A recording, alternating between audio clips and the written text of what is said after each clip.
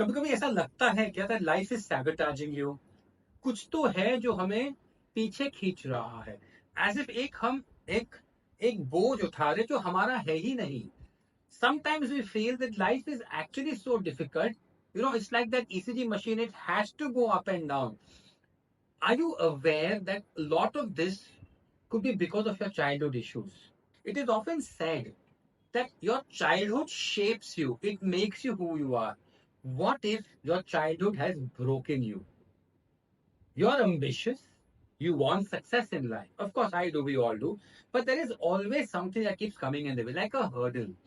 I'm going to tell you today that the answer to this is actually buried in your past.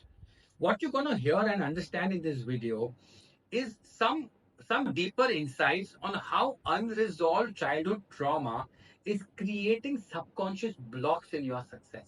It's impacting your adult life in areas of finances, in area of career, in area of relationships, and surprisingly, even your health.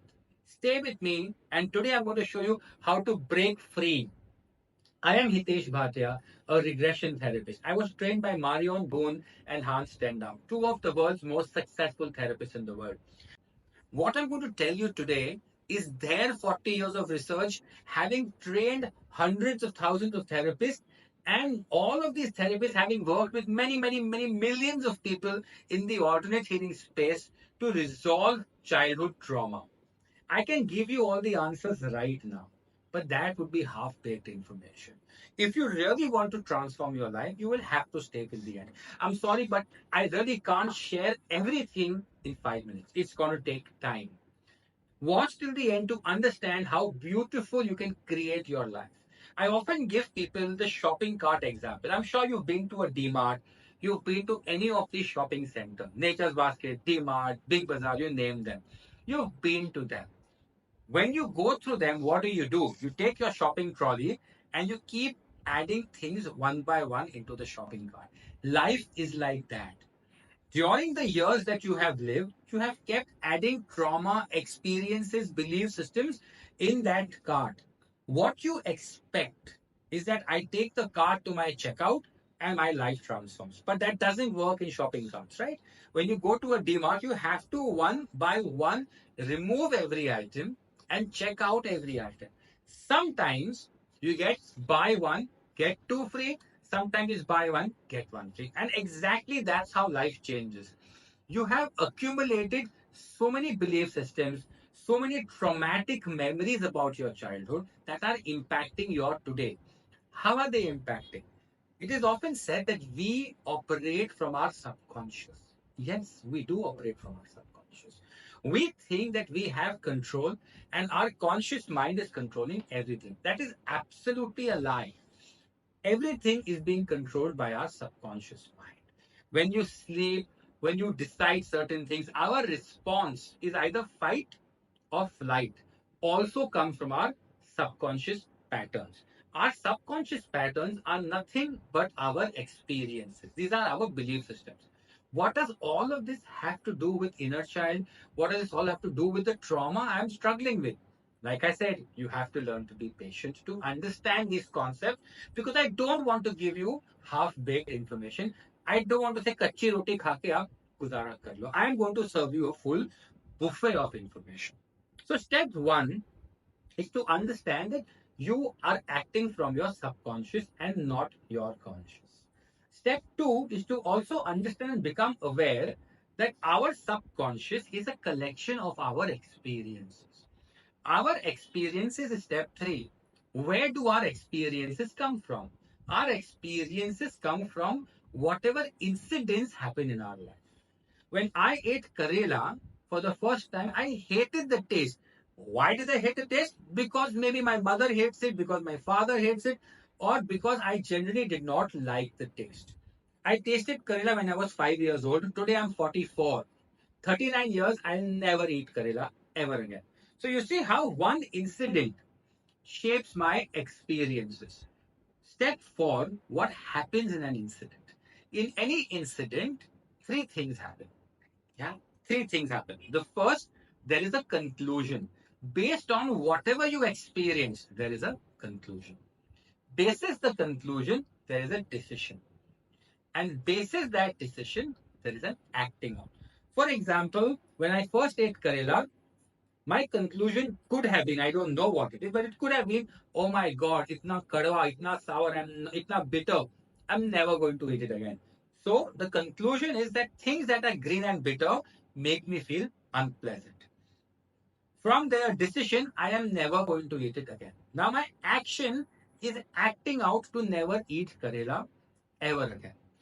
Subconsciously, there are many other links to this. Karela is green and bitter. What other vegetables could be green and bitter? I also start avoiding them. This is how our experiences shape us and we act basis our experiences. Now comes the juiciest part.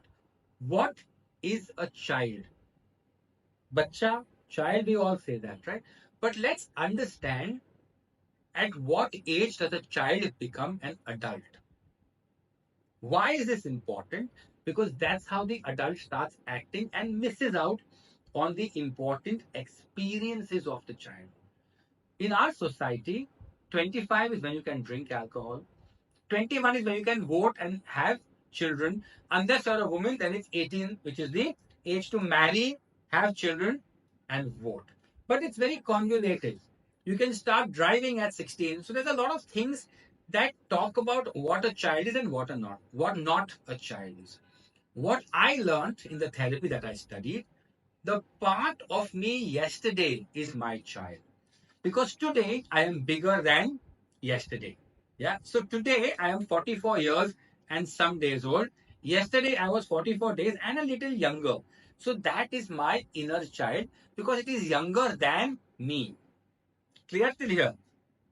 In the society form, we say that at 18 you become an adult. Anthroposophy and many schools say at 18 you become an adult.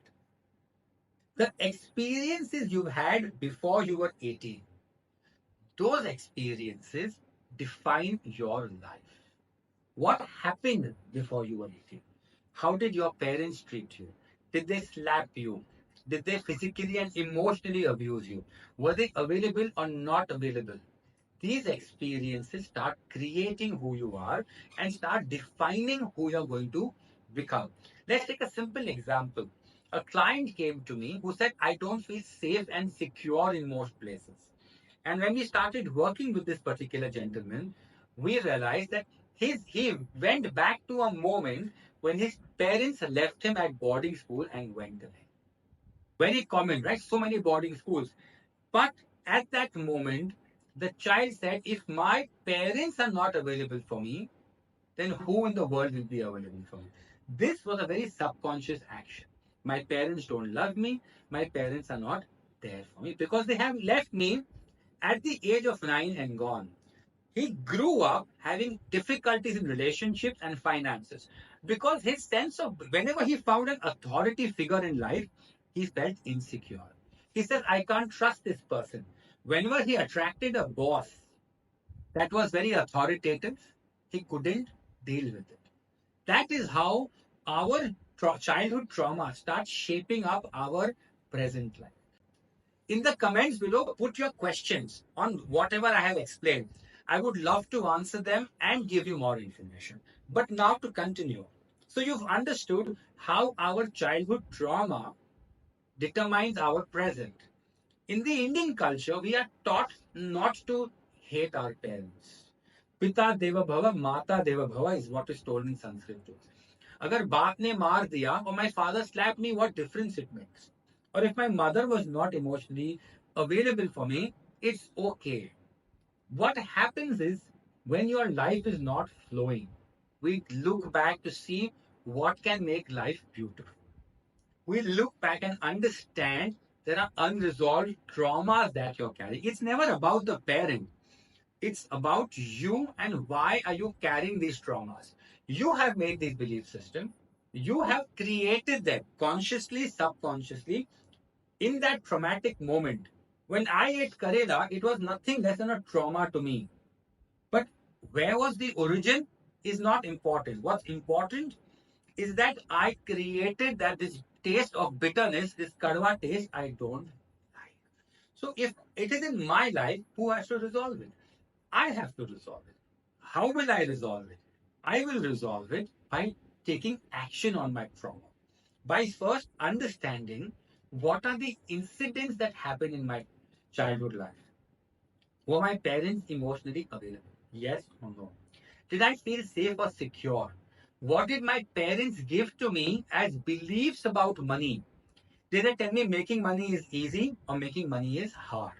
Did they tell me don't ever do a business because हमारे में business में success नहीं मिलता है और हम कभी business नहीं करते, हम तो सर्विस वाले हैं. और दे सेड गवर्नमेंट जॉब में ही सिक्योरिटी मिलती है. What are these beliefs that you carried from your parents? A lot of times you don't really need to have experienced trauma.